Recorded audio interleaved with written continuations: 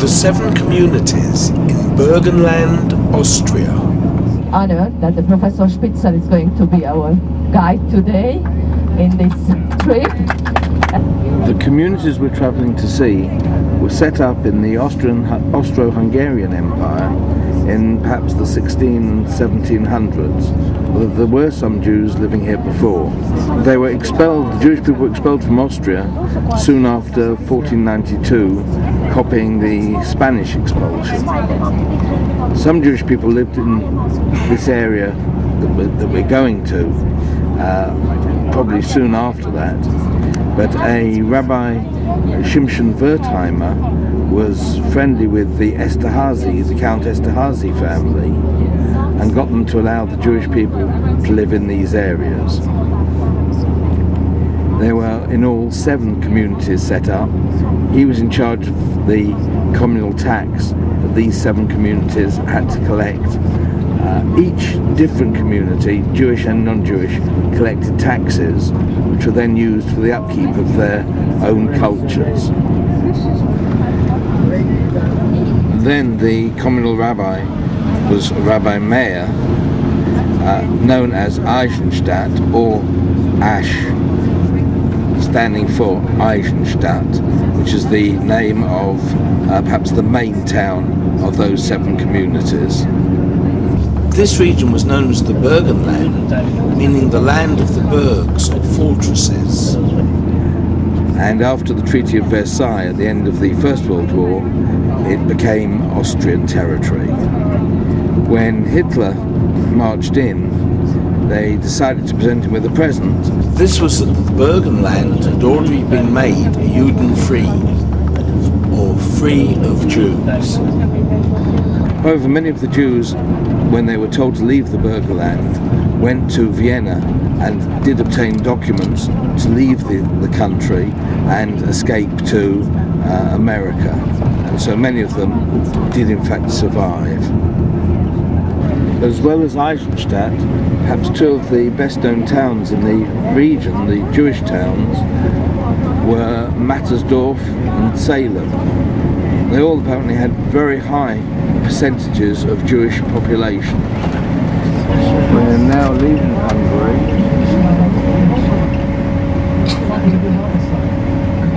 With absolutely no one manning the border.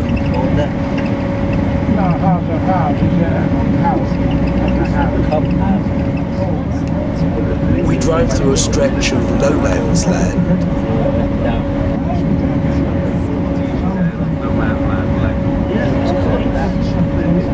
And we now come into Austria. Through another equally deserted border station. We're now going through the village of Salem. You see how much more sophisticated. In 1938, there were 433 Jews living here.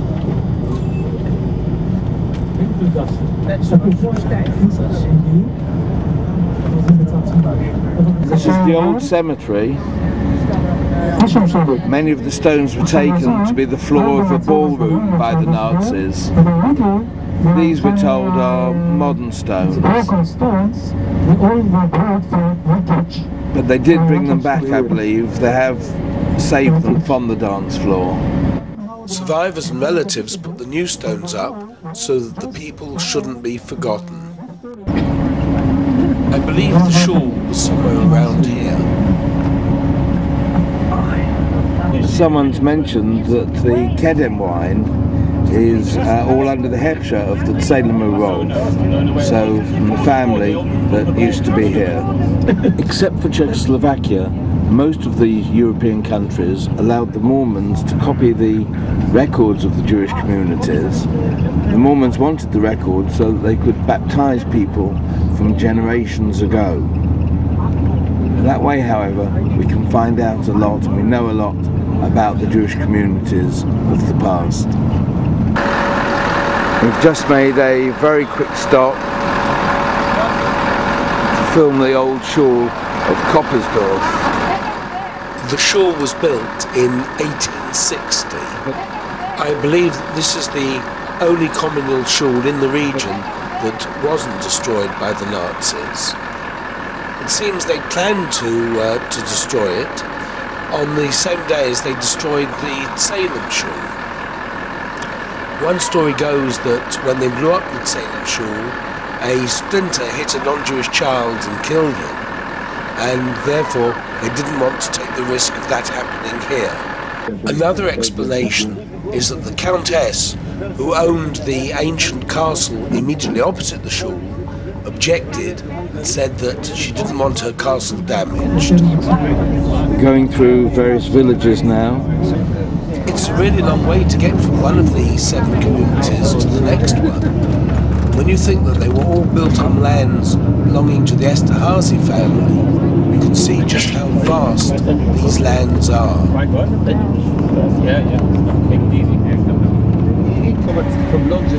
And at this point, our driver has to ask for directions.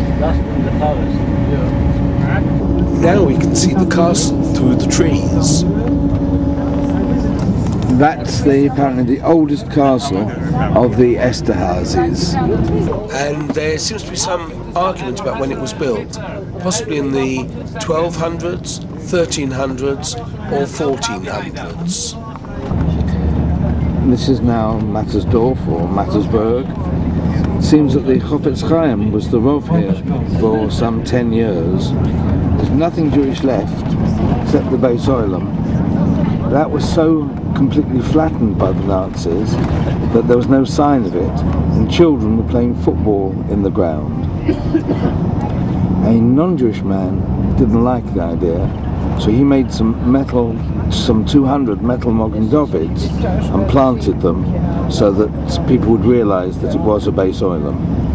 He in fact wanted to write the names of people who had been buried there, but the Rov told him he shouldn't, because they didn't know exactly where each person was.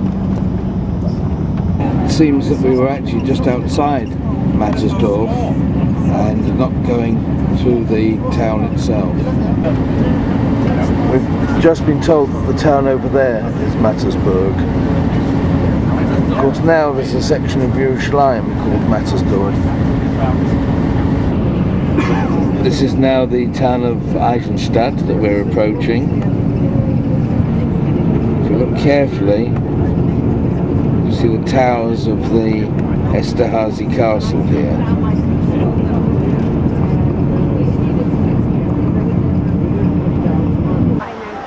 It's interesting how near the castle is to the start of the ghetto. Deliberately, I believe, so that the Jews could be protected.